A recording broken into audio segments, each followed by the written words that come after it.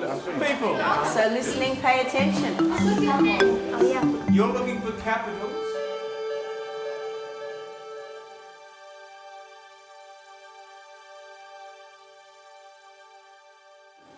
John Bayley's in South Yorkshire, helping teachers refine their classroom skills. He's at the Fulston School near Barnsley, which serves a former mining community. Today, he's working with Nils Markle. Right, let's get going, please. Come on. Nils runs the alternative curriculum at Key Stage 4. Without the challenge of GCSEs, the class can be hard to motivate. John's sitting in on a programme of individualised learning, which focuses on developing social skills. Yeah. Quarter half, 1, 1 1/4, and this is your finishing for it. Woo, Kelly. Oh, right, okay. Yes, you've done that on the front title. You're choosing not to work, aren't you? Oh, me? No. Yeah. I'm helping Ryan. No, you're not trying. I'm helping Ryan. No, you're not helping Ryan. You're sitting chatting to Ryan. There's a difference. Okay, no, I'll help Ryan. And how are you going to help him? I'm agreeing with him what to put in that and where to put pictures. Me and Craig aren't racing, yeah? So you're getting away with this today, then? Well, put me down, it's not working. No, I'm not putting you down as anything. I don't put you down. But I'm just saying, you're making that choice. That's your decision. Yeah? You're choosing not to work. No, you're chatting. I'm putting you down as not working. I'm just saying you're choosing not to do it. But offering choice seems to be an important part of what you're doing there. They've already made a choice in how to behave. And it's not always, in my opinion, the right choice. So therefore we try and steer them back onto what we see as the pathway to success. They don't always choose it, though. We do fail. Can you make the right choice to stop the shouting out? And you're ignoring me, and you're just showing yourself up. Now that's not going to happen, please, okay?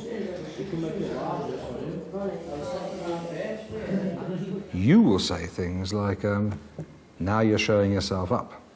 No, I'll go to my cupboard because when you get to that bottom drawer, you tear it apart. You know my criticism of your cutting, donkey's hind leg. Yeah. And one of the things that's going on all the time is a kind of conspiracy where these children are sort of encouraging you to share their view of their world. Do one of these. Hello? That's really good. Nice one, Gareth. Could you do a poster on a computer? You know, we're not up to much, and are looking for you to say things that might reinforce that. Does that happen? On difficult days, anything can happen. I mean, from the face-to-face swearing at you and storming off to the me throwing them out to the me sending for senior management. Just let me have 5 minutes with him, okay? Without you interrupting. Yeah. Let's look at the world of underachievement. Degrees. I don't know what that Low achievement activity tends to be characterised by an underlying stable belief that I'm not much good, I'm not going to achieve. So I avoid success-related tasks, anything that can be anything that can be marked or graded. So, should I do a chart? Use a chart. Why is that? Because you're not well. Yeah, because I've got bad Try and... It's a good cough, that, Carrie. No, but I'm not lying. You know, sometimes these children are labelled as having low motivation. Gareth, you're eating. Can you get yourself sat down and work, please? An alternative way of looking at a lot of their behaviour is that they're terribly highly motivated to avoid failure.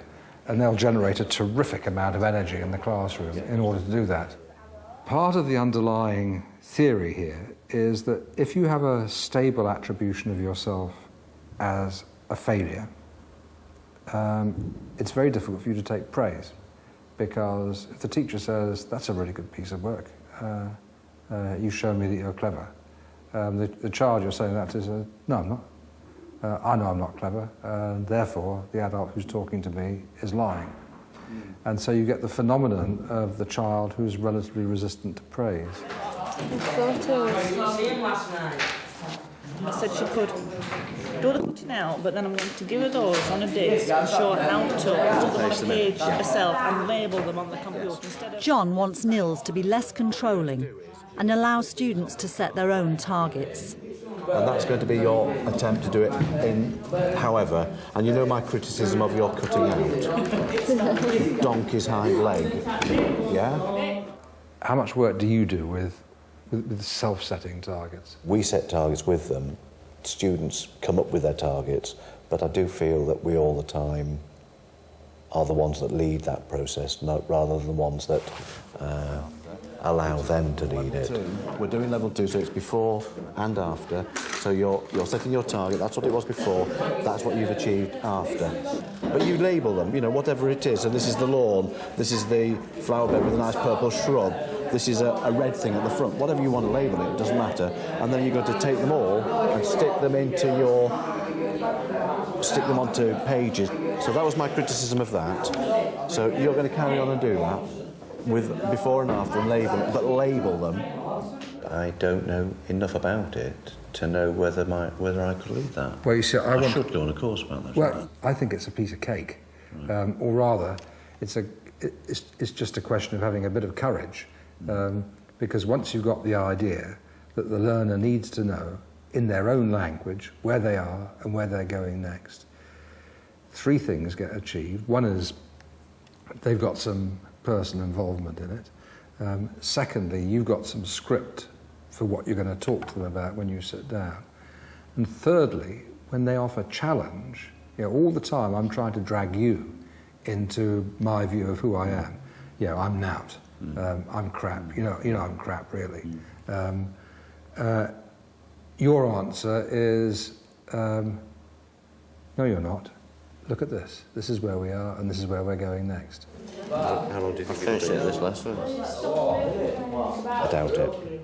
And also, when we're faced with that negativity, we either get into jollying it along, or we get into snappy stuff, which is kind of human, like, you know, you're letting yourself down, which is true. But, you know, they don't need telling that. They already know it. But what else do you do in that moment? I think what you do in that moment is say, I know, now here's where we are, here's what your plan is, here's how you work on it. It's interesting. Because you would fail as many times as you would succeed with a group like this, then? I'm not going to buy that, because I think children who have difficulty with achievement like it more, they like it disproportionately more, than children whose achievement is high, because you're taking them seriously. John's come across another teacher who he feels could give Nils an insight into the benefits of self-assessment and personalised target setting. Let's have a competition between Jenny and Luke, right? Sharon Fountain is training her Year 8 class to recognise and work towards their own targets in French. The Key Stage 3 target, if you look at the back of the lesson plan I've given you, that's got details of the school data I've got on these kids. Reading ages and spelling ages, Key Stage 2 information, mid-year scores, and then the various predictions we get from either mid-year or based on Key Stage 2 or Fisher Family Trust. And based on that, I've looked across and worked out what appears to be a reasonable target for Year 8 and what I call a target with challenge. In other words, what we could achieve if we were really having a good day and a good topic. Yeah. So the information I've transferred to the kids' files is those last the last 3 columns, the report they got at the end of Year 7, the target for Year 8, the target with challenge for Year 8, and just to show where you're going after that, what would be an acceptable target for Year 9. Where's that? You read it. What's your target for Year 8? 2C. You see it? Got it now? Right, Ben. You just got level 1 because you did level 1 phrase. What level did you get, Adam? Number 1. Oh, yeah, level 1. What we're going on to today then is the first activity will be an OHT version of the 6 phrases with the pictures. Put them on top of each other. Yes, you can put them on top of each other, but you've got to not turn them over, you've got to read them backwards, you've got to mix them all up, match them all together, you've got to beat 45 seconds. On your marks, get set, go. There you go. He's had 10 seconds. Then from that, I'm going into projecting just the phrases without the images, and I'm going to ask them to tell me what the missing word is, and could somebody come and write it. Well done. That's it, give it time to come back to you. I can give you level 2 for that. Just look back how close you were. Oh, yeah. One letter wrong. It should have been L-E-V-E, but right, that's a level 2. Well done. You can have a look if you want to go for level 1, that's okay. Oh. They copy, it's level 1. If they're doing that looking, it's level 2. So it's breaking down the levels for them as to how easy a level 2 is to get in languages. You can observe that. Right, well done, Jenny. It's so close, that's a level 2. The next one is I've got these phrases again, but this time I've got the phrases all mixed up. Okay. So it says je rentre à la maison, but they've got to pick them out and get them in the right order. Who can come and make that read something sensible in French? And well, if you can do that, that's actually level 3 reading. That's language manipulation. Right, one more. See if you were right. Very, very close. Fantastic. And then, oh, that was just level 2 you did. This is the way I approach it. It's we do it and then I tell them what it is afterwards. And they like it when you say level? They've got the levels written there, they know, and they like to make progress. They like to succeed. Yeah, as everybody That's does. What level do you think Mark got? Level 3. What's your target, Mark? And what you just got? Level 3. Level 3.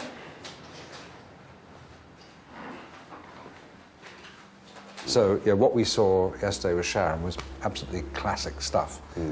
Children getting a grasp of their levels and then being coaxed towards them. And of course, she had a lot of other things up her sleeve, didn't she? All that interactive stuff. But it's far from rocket science. For me, the interesting thing is, can we get that eagerness with a Key Stage 3, a Year 8 student, into the world where a lot of that enthusiasm has been knocked out of the students. You know, they're cool, they've got other agendas, they've got stuff, and Key Stage 4, and that's something that I want to explore. I'd like to sit next to one or two of your students and say, OK, we're on this task. Tell me what the task is, tell me how you'll know when it's finished, and tell me what the next steps are. And see if they gave me that you've dropped out of a tree look, or if they were able to say it. You do that. Can you do that? Are you happy to do that? Because they'll be happy for you to sit with them. OK, and I'd be happy for you to do it too, and then we can compare notes at the end. Yeah. So what do you want to ask? Say it again. What do you do next? What is this task? How will you know when you finish the task? What will you be able to do when you finished it? Where are you now? And what are the next steps you need to take? If you were to do that, while working together, who would you choose? Reese. Probably Nicholas. I noticed you engaging a couple of boys. Were you doing anything different? I was trying to. I was seeing if I could coax out of them comments which I would normally feed into them. And response? Yes, they were beginning to think and they were beginning to plan and they were beginning to respond. What would we do? Would we starting from again? What would you starting from mine or you tell me. You tell me. Well, starting from the beginning and we'll write it up what we're going to do then. I was aware of how long I was sitting with them and that's why we need a structure because you're not going to be able to create that out of conversational thin air. Without the spelling mistakes and stuff. Just the one to show that you could do all three because I think they're lovely. Can't spell. It certainly made us think.